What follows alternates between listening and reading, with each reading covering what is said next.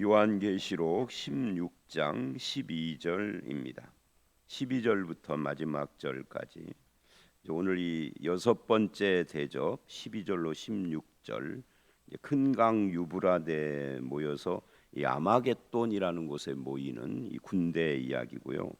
17절로 21절은 드디어 일곱 번째 대접이 나오는데 이것은 큰 성 바벨론의 멸망에 대한 이야기입니다. 이 말씀들을 보면 이제 여섯 번째 대접인 이 큰 강 유브라데에 모이는 그리고 아마겟돈이라고 하는 곳에 모이는, 그러니까 유브라데에 모였다, 아마겟돈에 모였다, 이게 사실은 같은 이야기를 하는 거죠. 그런데 이것이 9장 13절로 21절에서도 비슷한 이야기가 나왔어요. 그 연월 일시에 사람 3분의 1을 죽이기로 준비된 자들, 이들이 이제 큰 강 유브라데 결박한 네 천사를 놓아줄 때 등장을 하는 그런 내용이고요. 그 다음에 17절로 21절에 일곱 번째 대접, 여기 일곱 번째 대접을 이따가 또 보겠습니다만은 되었도다 이렇게 이야기를 해요. 이 되었도다라는 말은 완성이라는 그런 뜻입니다. 이제는 모든 것이 완성되어졌다라고 하는 거죠. 이 완성됐다라고 하는 이 말은 요한복음 19장 30절에 예수님의 십자가에서 다 이루었다 하는 말과 같은 의미를 가진 그런 그 단어라고 할 수가 있습니다. 그러니까 구속이 완성되고 하나님의 뜻이 성취가 되고 이제 모든 우리가 그 6장부터 6장이죠.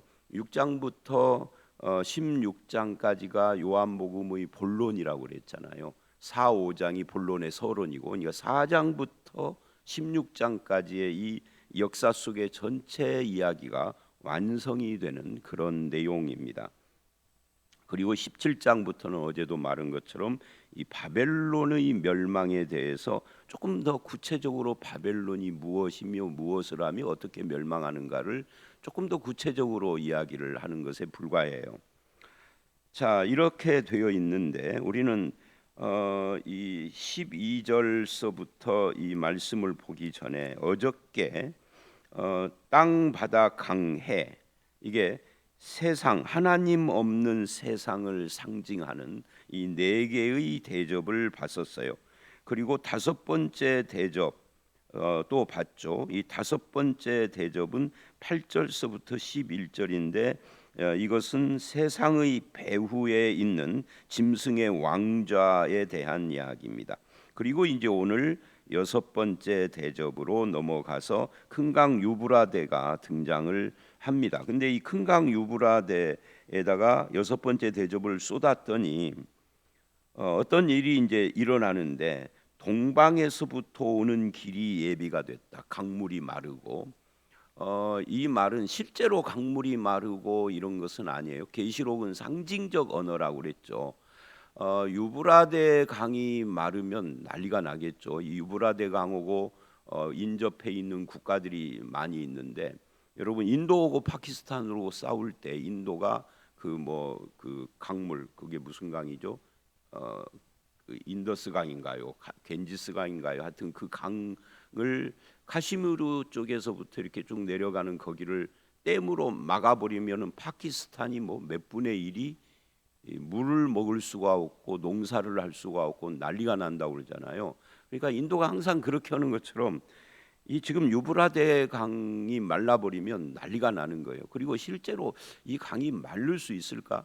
저는 뭐 유브라데 강을 안 가봤지만 세계 4대 문명의 발상지인데 그렇게 수량이 적을까?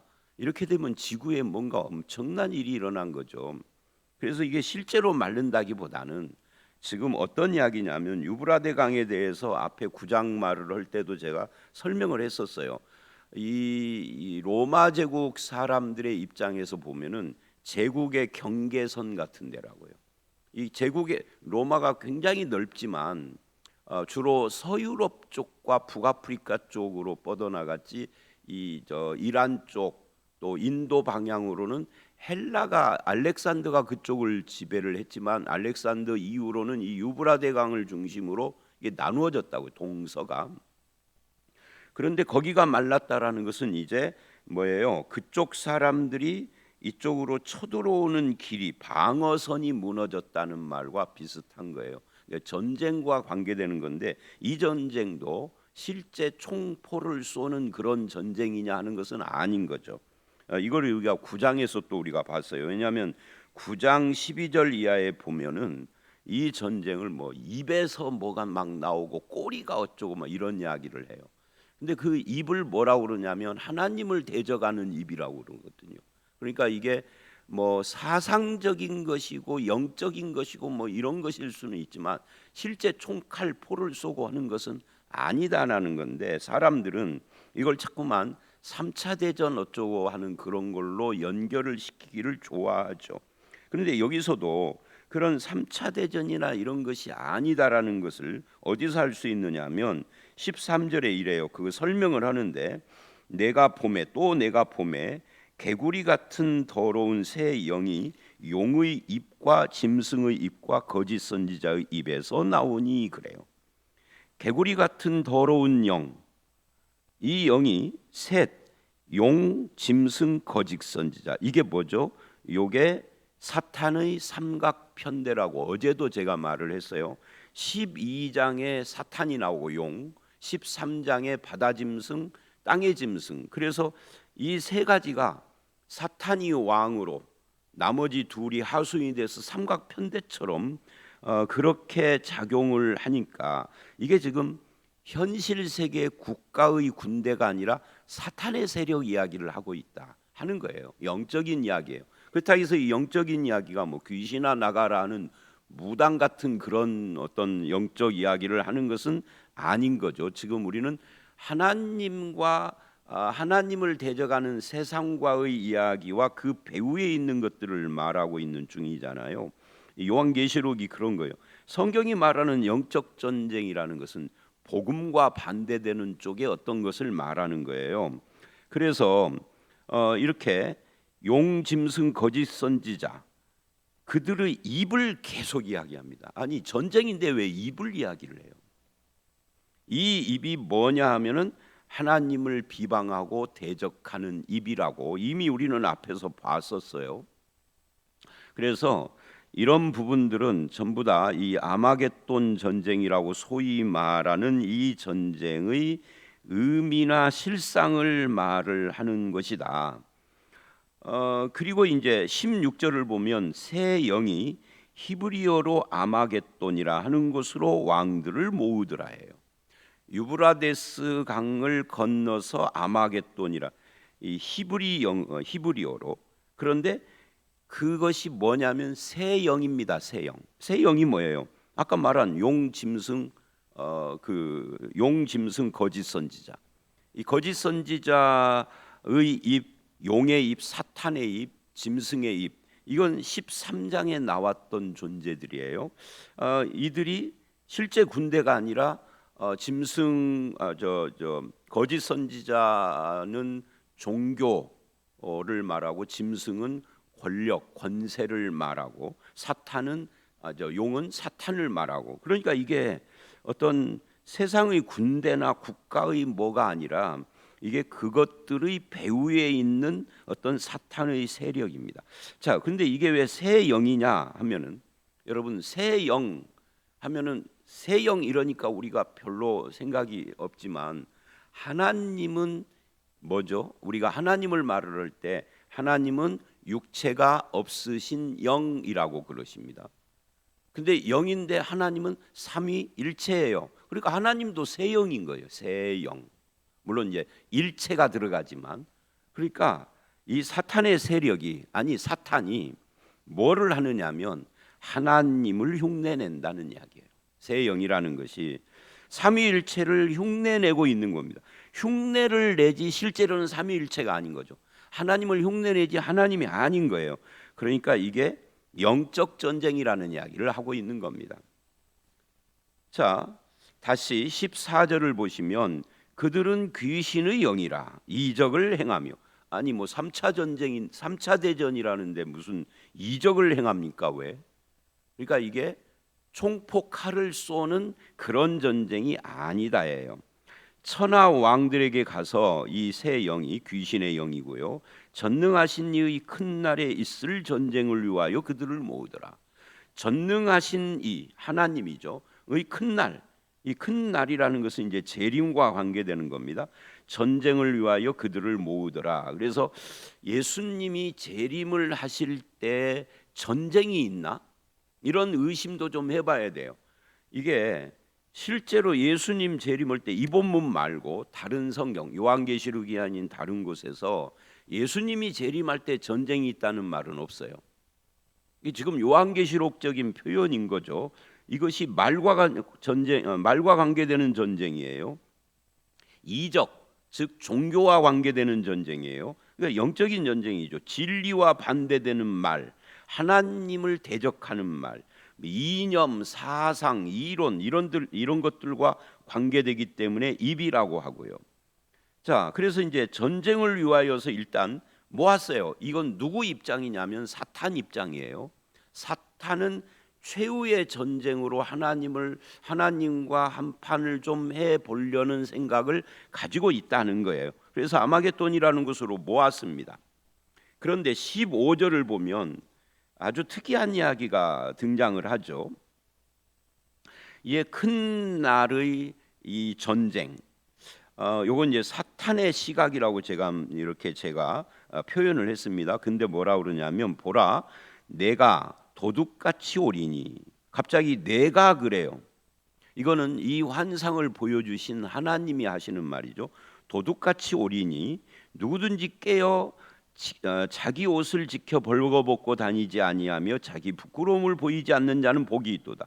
자, 지금 전쟁을 위하여, 전능하신 이와 한판 큰 날의 전쟁을 위하여 세력을 모았는데, 그런데 뭐라고 하느냐면 내가 도둑같이 온다는 거예요. 전쟁 일어나나요? 안 일어나나요?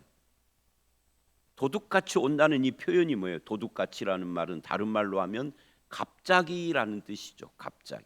그런데 이게 또 재미있는 것이 데살로니가 전서 4장 5장을 보면, 데살로니가 전서 4장 13절서부터 5장을 보면 이게 연결된 거예요. 5장 1절 이하.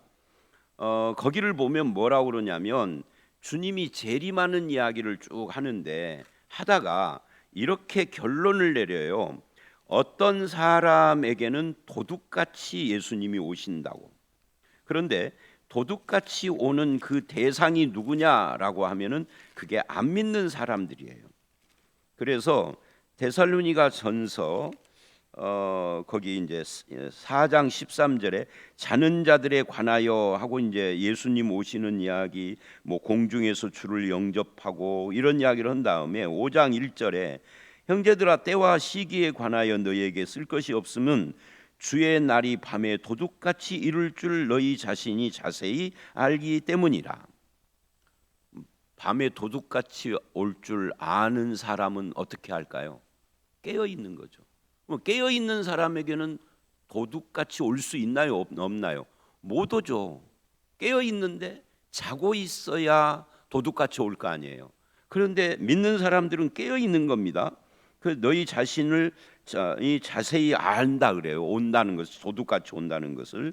그러면서 이래요. 3절에, 5장 3절에 그들이 누구냐면 이건 믿는 사람들이 아니에요. 안 믿는 사람이에요. 그 다음 문장이에요. 그들이 평안하다 안전하다 할 그때에 임신한 여자에게 해산의 고통이 이름과 같이 멸망이 갑자기 이르리니 결코 못 피한다. 안 믿는 사람들의 이야기입니다. 여자분들은 잘 아시겠죠? 해산.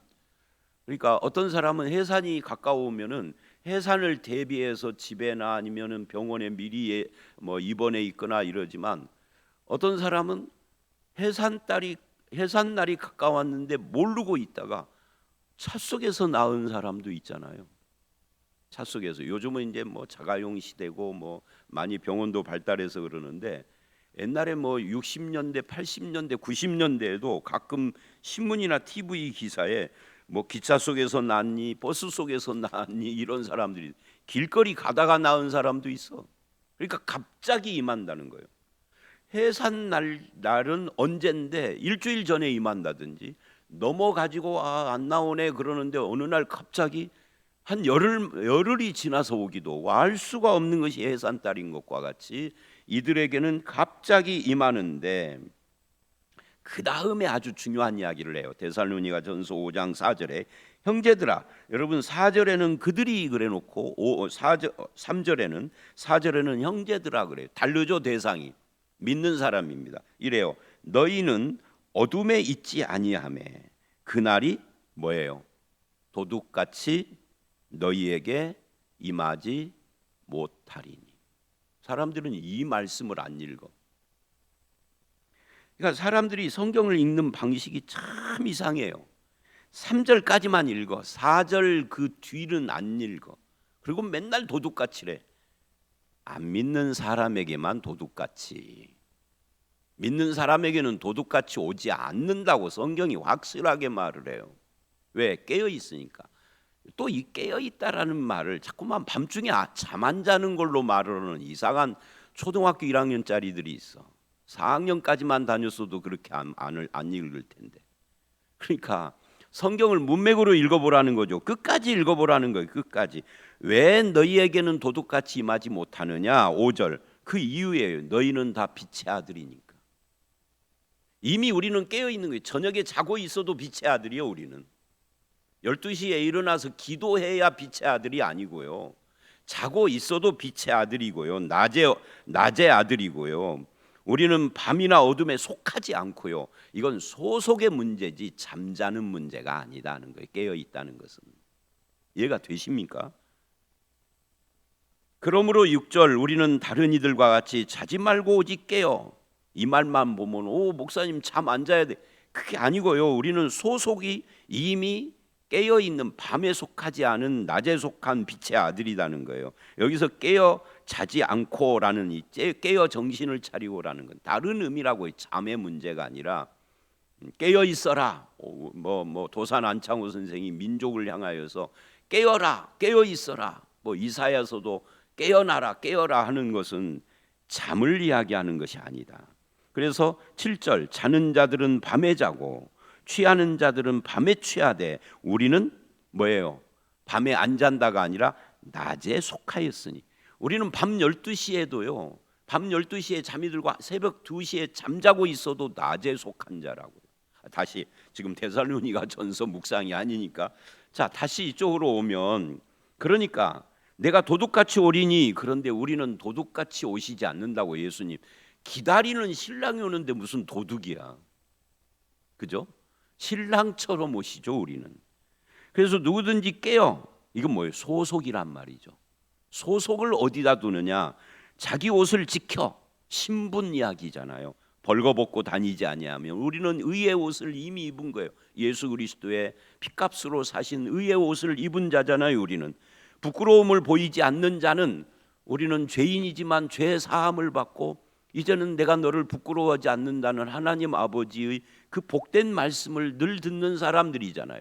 우리는 이 아메겟돈 전쟁하고 아무 상관없다는 거예요. 왜? 도둑같이 와버린. 이 전쟁은 일어난다 안 일어난다? 안 일어난다. 그런데 15절만 봐도 안 일어나지만 이제 16절에 아마겟돈이라는 곳에 모였잖아요. 자, 그럼 전쟁이 일어나야 될 거 아니에요. 그런데 17절서부터 이제 마지막 절까지 7번째 대점 이야기를 하는데 이래요. 16절 끝에는 왕들을 모으더라. 그래서 모았어요. 그런데 이래요. 17절은 그 대접을 공중에 쏟음에 큰 음성이 성전에서 보좌로부터 나와. 여러분 우리가 계시록을 보면서 이 성전과 보좌 이야기 참 많이 했죠. 세상의 모든 것의 중심은 뭐라고요? 하나님과 하나님의 보좌라고요. 하늘이라고요. 하늘. 이 세상 땅에서 일어나는 것도 이걸 운영하시는 분이 하나님이시다. 통치자가 하나님이시다. 이거예요. 그 하늘 보좌에서 어떤 음성이 나왔느냐면 되었도다예요. 완성. 끝나버린 거예요. 이제 아니 전쟁을 하고 모였는데요. 하나님 전쟁을 하고 모였는데 하나님은 이제 완성됐다 하고 18절 번개 음성 위 우울의 지진, 이게 뭐라고요? 여러분 여러 번 나왔잖아요. 계시록에서. 그리고 이거는 항상 하나님의 임재, 하나님의 영광이라고요. 하나님이 임재하실 때, 임마누엘이죠. 하나님이 임재하실 때 사람은 둘로 나눠집니다.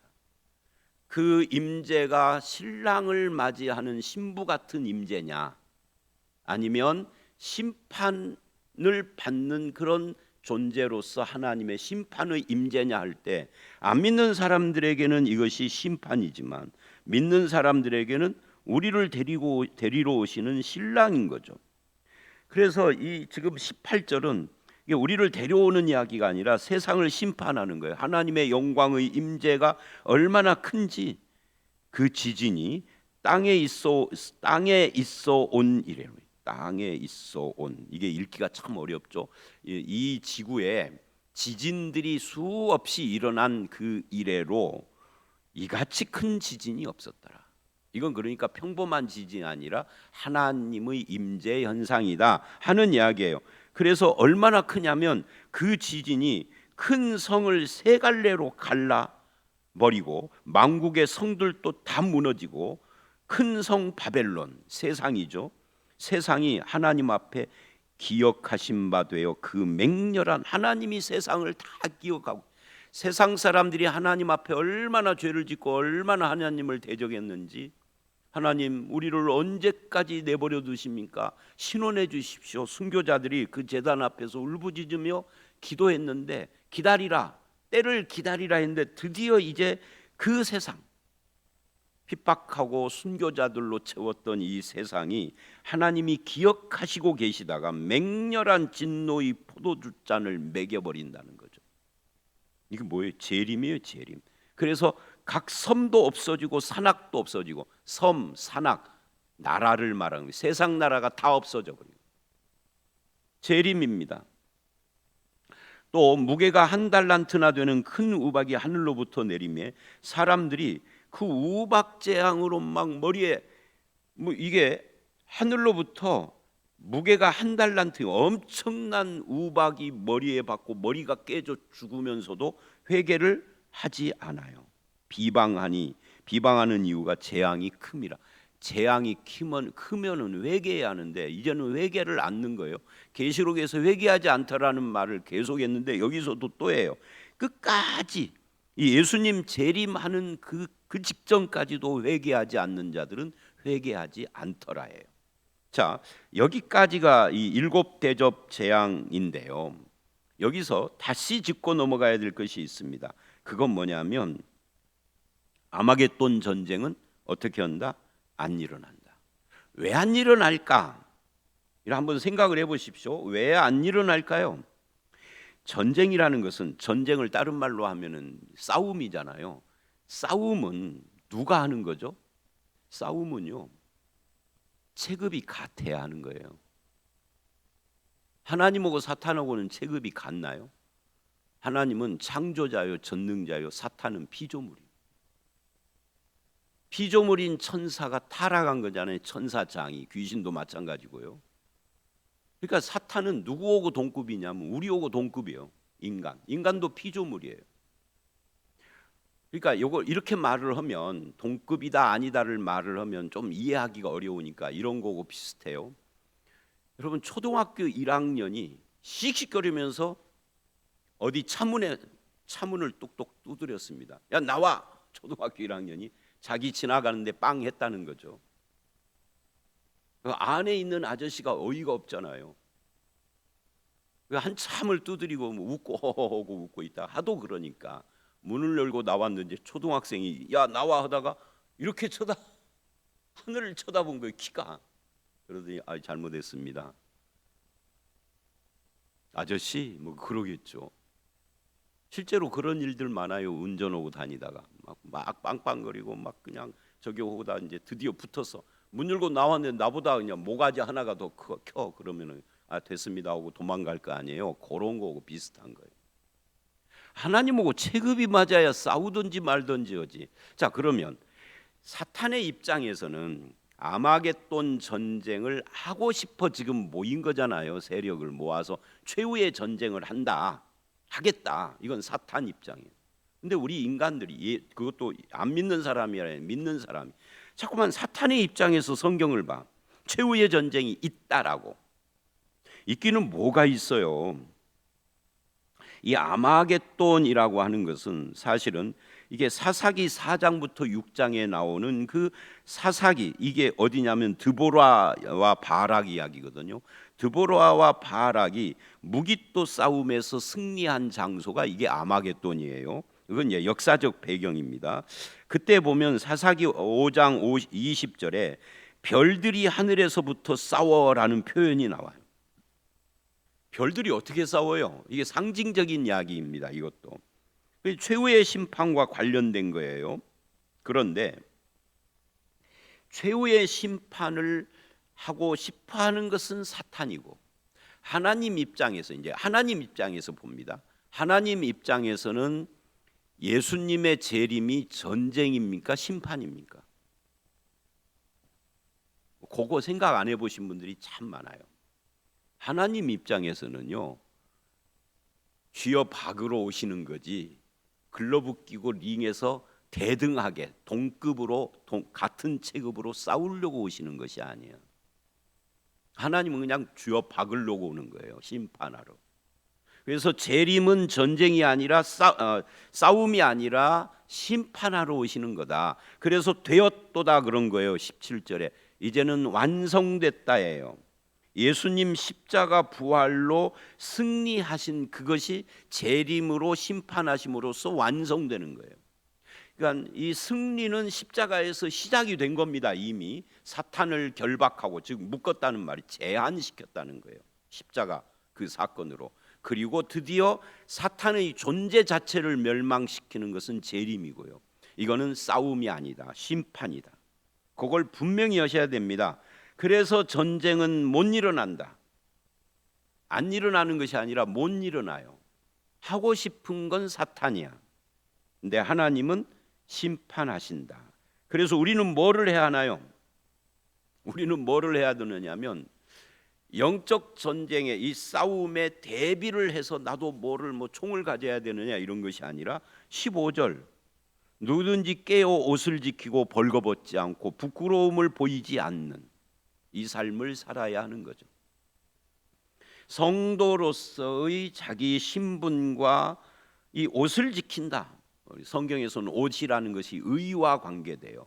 칭의죠. 그리스도의 옷으로 입은 이 신분, 이것을 지키고 신앙을 지키고 주의 말씀을 지키고 하는 삶을 살면 우리는 여기에 심판의 대상이 아니다 하는 거예요. 그런 사람은 신부이기 때문에 신랑이 신부를 그러니까 이 재림이 셋으로 갈라져요. 예수님이 재림을 하시는데 사탄은 최후의 전쟁을 하고 싶고, 그런데 이 예수님은, 하나님은 전쟁이 아니라 심판을 하러 오시고, 그리고 세상 사람들, 사탄에게 이 새 영편에 서 있는 사람은 심판받는 거죠. 우리는 그것이 전쟁도 아니고 심판도 아니고 우리는 어린 양의 혼인잔치를 하는 건데, 그게 어디냐면, 그러면 이때 망하는 바벨론은 뭐냐를 17, 18장이 쭉 말을 한 다음에 17, 18장 다 지나고 19장에 가보면 오늘 말씀과 연결해서 어린 양의 혼인잔치다 이렇게 나오는 거예요. 이 구조 이야기가 좀 이해가 되십니까? 자, 오늘 여기까지입니다. 그래서 우리는 뭐를 한다고요? 신앙을 지켜라, 믿음을 지켜라. 주님께서 주시는 의의 옷을 입고 이 의롭담을 얻은 이 의의 신분을 잘 지켜가라. 말씀을 따라 살고 신자다움을 따라 살아가는, 이것이 깨어 있는 것이다 라는 이야기입니다. 나를 데리러 오시는 그날이 멀지 않았다. 믿음을 지키는 저와 여러분들이 다 되시기를 주의 이름으로 축원합니다. 함께 기도하겠습니다. 하나님 아버지, 많은 사람들이 아마겟돈 전쟁 궁금하기도 하고 두려워하기도 하고 최후의 전쟁이라 떨기도 하는 이것이 사실은 그 전쟁을 하고 싶은 측면은 사탄에게 있지만 하나님은 심판하러 재림을 하시는 것을 오늘 말씀을 통해서 똑똑히 봤습니다. 우리는 어두움에 속한 자가 아니라 낮에 속한 자요 빛의 자녀들이요, 우리는 늘 깨어서 자기의 신앙과 주님이 주시는 의의 신분을 지켜가는 믿는 자들인 것을 압니다. 이제는 나를 데리러 오시는 그날, 주님이 심판하시는 날, 신랑이신 주님을 만나는 날인 것을 알고 아버지, 깨어서 주님과 동행하는 믿음의 삶을 살아가게 하시고 흔들리지 않게 하시고 세상이 아무리 어려워도 믿음의 길을 포기하지 않는 주의 백성들로 살게 하여 주시옵소서. 예수님 이름으로 기도드려 싸움나이다. 아멘.